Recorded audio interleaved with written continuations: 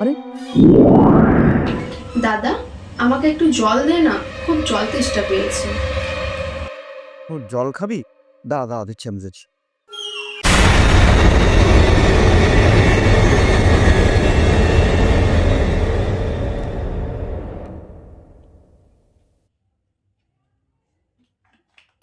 দাদা, আমি অনেকদিন ধরে ভাবছি তোকে একটা কথা বলবো, কিন্তু ভয়ে আমি বলতে পারছি না।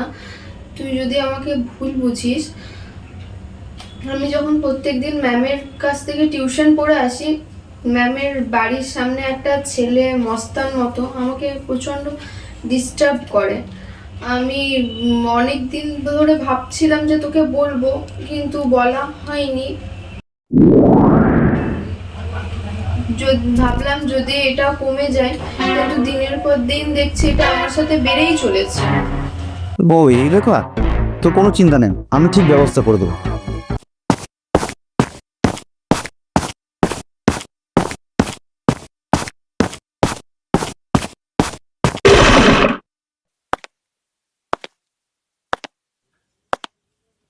ম্যাডাম, এই সিসি ক্যামেরা আপনাদের? হ্যাঁ, কেন কিছু বলছেন? হ্যাঁ, এই সিসিটিভি ক্যামেরাটা আমাদেরই। আমার এই বোন প্রতিদিন এই রাস্তা দিয়ে টিউশনে পড়তে যায়। একটা ছেলে খুব ডিস্টার্ব করে। আপনি আপনার সিসি ক্যামেরা দেখে যদি একটু চেক করে বলতেন যে ওই ছেলেটা কে, তার খুব উপকার হতো। আপনারা সঠিক তো যে এই জায়গাটাতেই হয়েছে? এই জায়গাটাতেই আমাকে ডিস্টার্ব করে। ঠিক আছে, তাহলে বাড়িটা আসে।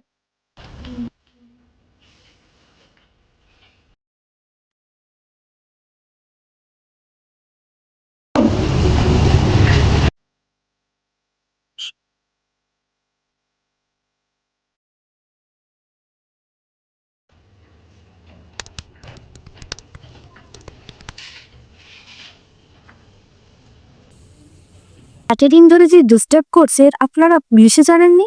আমার খুব সাধারণ মানুষ, প্রমাণ ছাড়া কি আমাদের কমপ্লেন পুলিশে নেবে কি ম্যাডাম? তাই বলছিলাম যদি আমি প্রমাণটা দেখাতে তাহলে খুব ভালো হতো। আচ্ছা, ছেলেটাকে দেখালে চিনতে পারবে তো? হ্যাঁ ম্যাডাম, ছেলেটাকে দেখলে আমি ঠিক চিনতে পারবো। এখনকার ছেলেদের যে কি হয়েছে কে জানে, মেয়েদেরকে দেখলেই অসম্মান করে ওঠে। এদের ঘরে কি মা বোন নেই নাকি কে জানে, না এদের মা বোনরা এদেরকে কোনো শিক্ষা টিক্ষা ঠিকভাবে দেয় না। ম্যাডাম, ছেলেটাকে আমি একদিন বলেছিলাম যে আপনি এরকম কেন করছেন। ছেলেটা তখন রেগে আমাকে ধমকি দিয়ে বলে ওঠে যে তোমাকে আমি দেখে নেব। সেই ভয়ে আমি টিউশন যাওয়াই বন্ধ করে দিই। আজকে দেখলাম যে না, আজকে দাদাকে না বললেই নয়, আমি দাদাকে সব বললাম। তাই জন্য আজকে আমি দাদাকে নিয়ে এলাম। বোন, তুমি অনেক সাহসী। এইরকম বিষয়ে তো অনেকে ভয় বাড়িতে বলতেই পারে না, ভাবে যে যদি টিউশন বাড়ির লোক বন্ধ করে দেয়। তবু তো তুমি অনেক সাহসী, তুমি তোমার দাদাকে সাহস করে জানিয়েছো বিষয়টা। আমি সত্যি তোমাকে দেখে খুব গর্বিত হচ্ছি।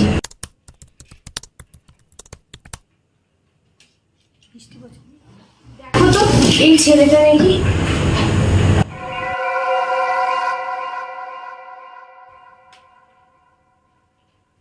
হ্যাঁ ম্যাডাম, এই ছেলেটাই।